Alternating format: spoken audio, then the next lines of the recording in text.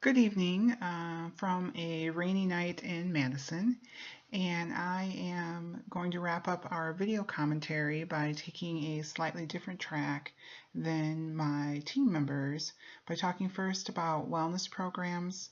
Then I'll share a story of a somewhat complicated situation, supervisory situation I encountered a couple of years ago, actually, that I think has some relevancy to our readings from the semester, the research done by our team, and specifically a focus on wellness.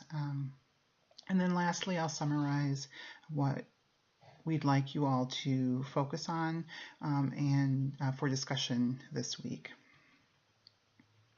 So, the research on wellness programs was really very interesting, and the impact of well-designed programs seems to be pretty profound, both on individuals in terms of increasing their morale and their productivity and satisfaction with the job environment, and then also the economic savings. One study found that one large company that had a very well constructed wellness program saved over $250 million in 10 years. And I think that amounted to about $1,400 per person.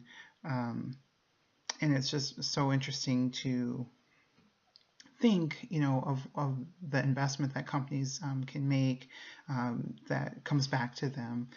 And in the facilitation guide, some of this information is provided in the guide focused on wellness, but it talks about what really takes to construct a well designed program, and talked about the varying levels of support from all levels within the organization, some alignment between the actual mission or goals of the company and the wellness program, so that those don't seem at odds.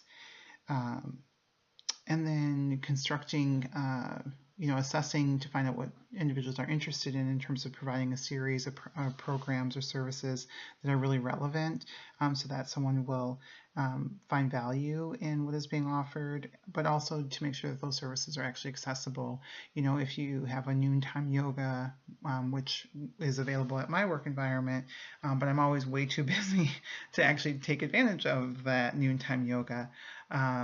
So trying to figure out, how do you affect the culture and make those programs accessible. And then how are you also increasing the relevancy of the programs by partnering with other agencies? So, flu shots and,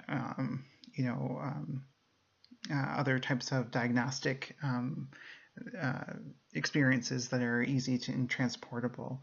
So that I just found that section very interesting, and it made me think of some of the things that I've done within my own office to increase morale and emphasize wellness, that are not part of a larger program, but certainly part of the work environment within the Wisconsin Union in my own department.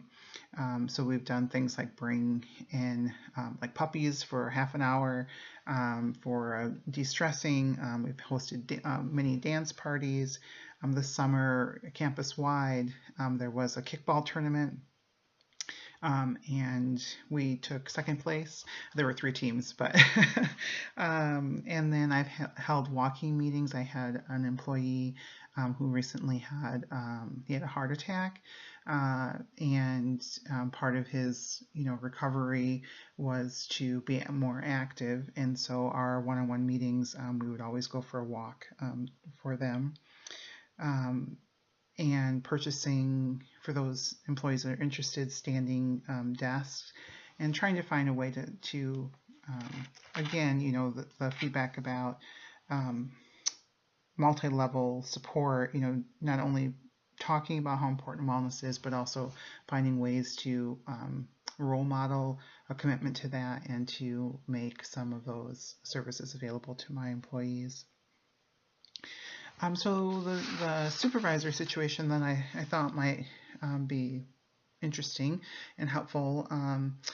A few years back, I was supervising an individual, and she was in a 75% appointment, which was very difficult to manage. So within our work environment with academic staff, some of this culture is starting to change slightly, but certainly at that time, and it's still relevant today, but academic staff are not hourly positions. We do the job until the job is done. So when someone has a 75% appointment, what does that really mean? And it was really a struggle to work with this particular individual because she was very, to her credit, she was very mindful of the amount of time she invested in her work, and in my opinion was somewhat rigid with how that was interpreted, but I also understand why that was. I just don't think that having a 75% appointment was really conducive. It didn't set her up to be successful in our work environment. And when you have employees that, even at 100% feel like they're putting in sometimes 30 hours a week and sometimes 50 hours a week, and then someone who's really dead set of like, I'm only ever going to work 30 hours, and if I work 1 minute over, then I need to be flex time or somehow differently compensated. And so that was really difficult to work through. Additionally, this individual was underperforming and did not follow through on task, but also was very resistant and defensive in terms of wanting to work with me. I think she felt threatened by my attempts to understand what was happening. I think she found that threatening. So communication was very difficult between the two of us. And I did find that it became increasingly important for me to provide very clear expectations and very clear questions for her, so that that sense of threat could be decreased.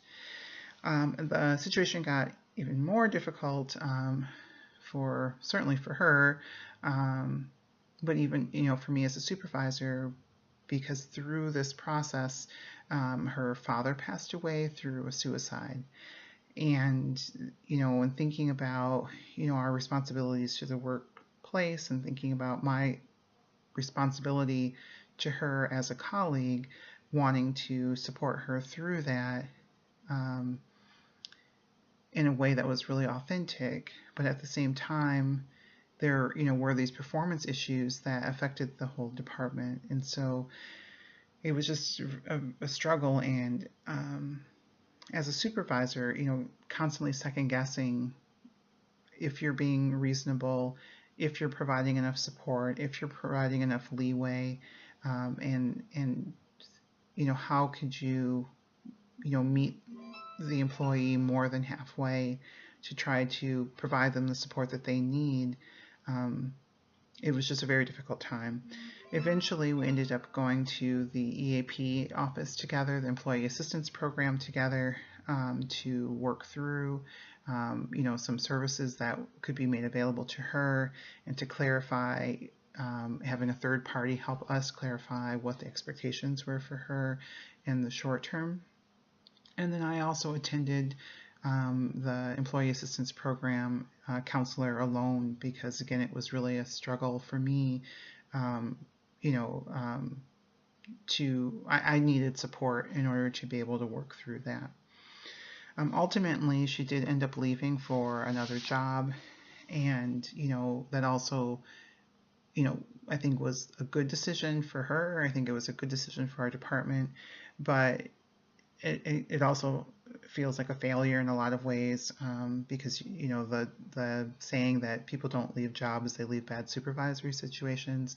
It just it's hard to feel good when you know that you didn't leave on a good footing. I mean, the problems weren't resolved, and her leaving was needed, but I always wonder if it could have been avoided. So just share that for your for you to think about in the context of your own experiences and what you might have done differently in those types of situations. Feel free to respond in your commentary for the week. In terms of what we hope that you'll do, we provided a case study, and we hope that you would respond to one of the questions listed on the case study, and then choose a facilitation guide of your choice and respond to one of the questions or the tasks that are listed there. So thank you. Hope you all are well, and we will be engaging in discussion this week. So take care.